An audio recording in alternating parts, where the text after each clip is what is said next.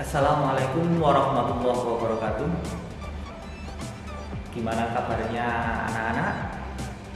Oke, baik. Hari ini kita akan mempelajari bab yang baru, yaitu peredaran darah. Namun sebelum pelajaran ini kita mulai, mari kita berdoa semoga Allah memberikan kemudahan kepada kita semua dalam mempelajari materi ini. Amin, Allahumma amin. Oke, tentang materi ini kita nanti setelah pelajaran ini kita diharapkan dapat membedakan macam-macam darah, bagaimana peredaran darah itu terjadi dalam tubuh kita. Nah, kalian pernah tes golongan darah? Pernah ya? Pernah. Golongan darahnya apa? A. Oh iya, oke ya. Tahu nggak kira-kira bagaimana cara tes golongan darah? Oke, bagus ya. Oke, hari ini kita akan mencoba untuk melakukan kegiatan praktikum tentang golongan darah. Kalian sudah tahu golongan darahnya masing-masing? Dari mana tahunya? Dari tes di rumah sakit atau puskesmas ya. Nah, kita kan tidak tahu bagaimana mekanismenya, yang tahu perawatnya. Nah, sekarang kita mencoba untuk melakukan praktikum darahnya masing-masing. Kita berkelompok supaya nanti meminta bantuan temannya untuk menusukkan. Kalau kita menusuk sendiri itu tidak tega. Kita mencoba temannya untuk menusuk jari kita untuk mengambil darahnya. Nah, ini ada alkohol, alat-alat dan bahannya, ada serum anti A, anti B, anti AB. Kemudian ada alat-alat untuk menusukkan. Kemudian ada jarum, ada papan untuk meletakkan darah kita.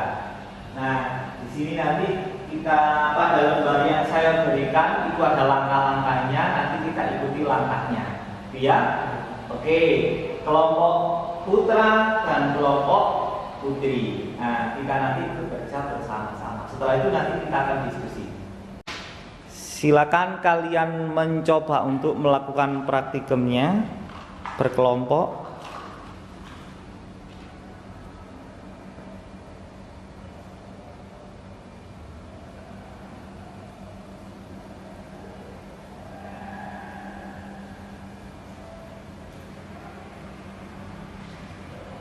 Sabar ya, tahan dulu.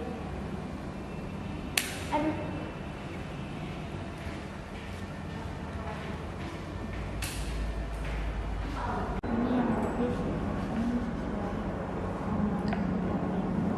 Kenapa sih Pak kok harus dicampur? Supaya terjadi interaksi antara serum dengan darahnya. Nanti reaksinya bagaimana? Oh, seperti itu. Iya Pak. Ini diaduk, harus diaduk. Iya, harus diaduk supaya terjadi reaksi antara darah dan anti serum. Nanti mungkin berubah warna. Setelah kalian melakukan praktik, silakan dicatat hasilnya di lembar kerja kalian.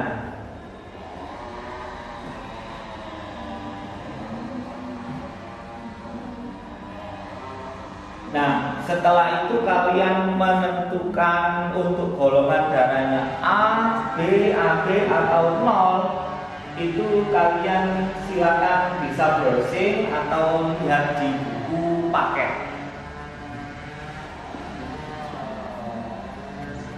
Saya kok bisa golongan darahnya B. Di rumah sakit kemarin saya golongannya AB. Masa rumah sakitnya salah? Iya dah. Ini juga kok kayak gini ya? Tapi sesuai dengan teori kita tadi praktek itu hasilnya B. Oh begitu ya? Iya. Nah ini kok gumpalan, apa artinya? Ini berarti terjadi penolakan darahmu terjadi penolakan dengan serum anti A yang berarti ini bukan golongan darah A. Berarti golongan darahnya bukan A. Iya. Jadi golongan darahmu AB. Ini kok hasilnya tidak sama dengan yang kemarin saya tes di lab. Nah, apakah hasilnya itu berbeda atau sama dengan yang di rumah sakit atau di lab? Makanya kita sekarang berdiskusi, kita berkelompok, diskusi dalam kelompok, ada sumber belajarnya di teori, mungkin kita browsing dari internet, kira-kira yang benar yang bagaimana? Apakah hasil kalian itu benar? Ataukah yang di rumah sakit itu kan banyak? Nah, bukan kita nanti membandingkan ya, tapi kita mencari jawaban dari kegiatan pembelajaran ini. Gitu ya. Silakan dicoba dicari sumber berdasarkan sumber belajarnya. Sekarang kita coba untuk mempresentasikan hasil dari praktikum kita dalam masing-masing kelompok. Nah, kita enaknya Putra apa Putri duluan? Oh, Putra duluan. Oke, monggo silakan kelompoknya Mas Asmi, Mas Noval. Berdasarkan tes yang telah kami lakukan tadi, keluarlah hasil yang mana Noval ketika ditetesi darahnya dengan serum anti A terjadi penggumpalan, artinya terjadilah penolakan antara serum dengan darah. Kesimpulannya adalah maka Mas Noval di tes ini keluar dengan hasil golongan darah AB. Untuk saya sendiri atas nama Azmi, ketika darah saya dicampur dengan serum anti A terjadi pencampurannya akhirnya sesuai. Jadi bisa dikatakan golongan darah saya itu A. Kira-kira begitu, apa ada yang perlu ditanyakan? Mungkin dihubungkan dengan hasil di rumah sakit atau di lab. Mbak Ika, ada yang ditanyakan?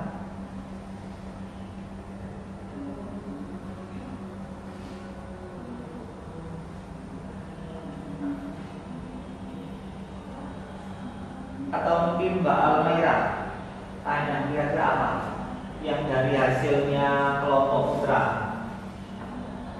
Ya, saya bertanya. Apakah selalu darah itu jika diteteskan dengan serum anti A tadi, apakah selalu menggumpal? Apakah begitu? Jika anti serum tersebut tercampur dengan darahnya, maka akan reaksinya akan terjadi gumpalan, gitu ya. Nah, jadi seperti itu jawaban. Kira-kira bisa dipahami ya? Oke. Oke, kita kasih close dulu untuk kelompoknya Mas Azmi. Oke, tadi kelompok Putra sudah mempresentasikan hasilnya. Sekarang gilirannya kelompok Putri. Silakan hasilnya untuk disampaikan ke forum. Dari hasil penelitian tadi Regita itu diambilnya itu dengan serum anti B, itu keterangannya itu campur dan menghasilkan golongan darah B. Kemudian saya tadi dicampur dengan serum anti A, itu terdapat gumpalan ketika diaduk, kemudian hasilnya golongan darahnya yaitu B. Itu hasilnya. Apa ada perlu yang ditanggapi dari kelompok Putra? Oke, ya silakan. Untuk yang keterangan pertama, itu kan dites dengan serum anti A dan hasilnya AB. Keterangannya tercampur. Tergumpal. Apakah di tes serum yang lain itu terjadi kejadiannya sama, tergumpal atau tidak? Mungkin yang B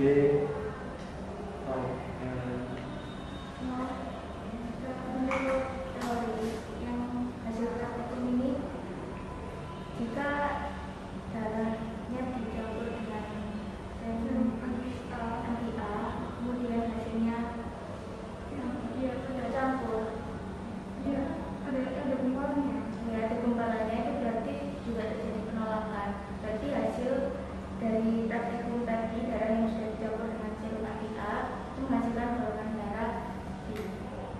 Gitu ya. Oke, terima kasih. Kita kasih applause dulu untuk kelompok. anti A, kemudian hasilnya Iya, sudah campur. iya, ada gumpalannya. Ya, ada gumpalannya itu berarti juga terjadi penolakan. Berarti hasil dari praktikum tadi darah yang sudah dicampur dengan serum anti A itu menghasilkan golongan darah B. Gitu ya. Oke, terima kasih. Kita kasih applause dulu untuk kelompok. Oke, kita sudah melaksanakan praktikum, diskusi, dan mempresentasikan masing-masing hasilnya. Sekarang kita mencoba untuk merefleksi kegiatan kita sepanjang hari ini tadi. Kira-kira apakah ada hasil praktikum kita yang berbeda dengan di hasil tes di rumah sakit? Ada nggak kira-kira? Ada. Yaitu di Revita di rumah sakit hasilnya apa? Hasilnya terus di rumah sakit punya saya hasilnya A, tapi setelah dites Di di sini. sini Aku. golongan darahnya Oke. Apakah yang benar siapa di rumah sakit? Apakah kita? Wallahu a'lam. Nah, dalam proses penelitian itu tidak satu hasil itu menjadi kesimpulan, tapi hasil yang pertama dilakukan berikutnya, hasilnya kok sama dilakukan berikutnya, hasilnya kok sama, berarti itu yang benar. Berarti 3 kali proses mencoba hasilnya sama itu dianggap satu kebenaran. Tapi kalau kita kan cuma sekali, di rumah sakit juga sekali. Mereka tenaga profesional, mungkin kita tidak profesional, ya. Mungkin kita yang salah, tapi minimal kita dalam melakukan percobaan ini. Itu saja yang Kemudian kira-kira manfaatnya apa kita melakukan praktikum ini? Kira-kira apa? Dapat mengetahui golongan darah dari kita sendiri. Satu. Dapat mengetahui tata cara untuk mengetes tadi ini golongan darah. Oke. Kira-kira manfaat kita tahu ini untuk apa kira-kira? Agar kita bisa mendengar darah kita. Iya. Nanti kalian bisa, kalau misalnya ada anggota keluarga kalian misalnya butuh darah, oh darah saya B, betul. Bisa kita mendonorkan. Yang kedua nanti akan kita perdalam lagi jika kalian menjadi dokter, jika kalian menjadi perawat atau tenaga medis yang lainnya, pengetahuan ini untuk dilanjutkan berikutnya. Kesimpulannya berarti kita bisa melakukan tes golongan darah secara sendiri. Langkahnya mudah, pengetahuannya kita bisa. Itu ya. Oke, berikutnya. Nah, sekarang kita bagaimana kalau misalnya kalian itu menikah? Golongan darahnya Asmi tadi apa? A, misalnya punya pacar, calon istri gitu ya. Golongan darahnya adalah B. Kira-kira anaknya nanti golongan darah apa? Bisa B, bisa AB, bisa A. Nah, untuk lebih lanjutnya, apakah benar seperti itu? Silakan nanti di rumah kita cari literatur. Silakan kalian baca, minggu depan akan kita pelajari. Dari saya sampai di sini, mungkin kalau ada yang perlu ditanyakan, cukup ya. Oke, kita sampai di sini. Semoga apa yang kita pelajari ini benar-benar bermanfaat bagi kita semua. Amin. Allahumma amin. Sekian, kurang lebihnya mohon maaf. Sekian, assalamualaikum warahmatullahi wabarakatuh.